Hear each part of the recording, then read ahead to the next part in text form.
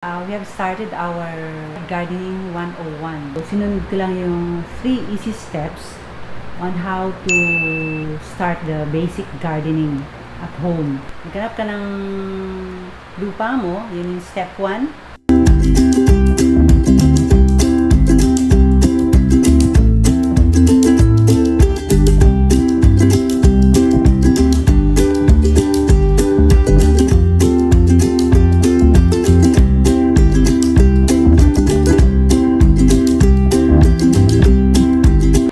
Step 2, mag-decide kung anong klaseng seeds ang i-grow mo.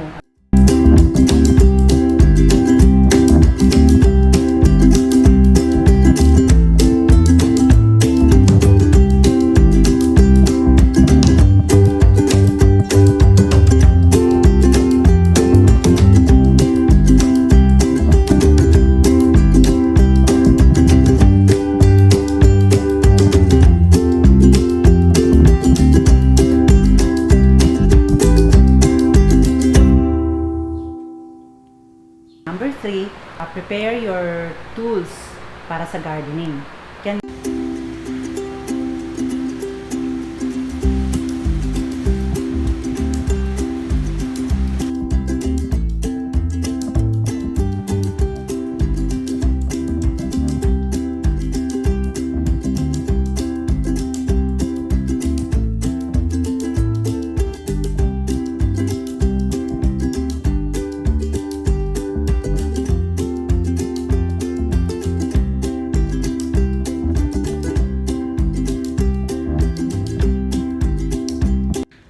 We started on a trial and error basis. It was an experimental.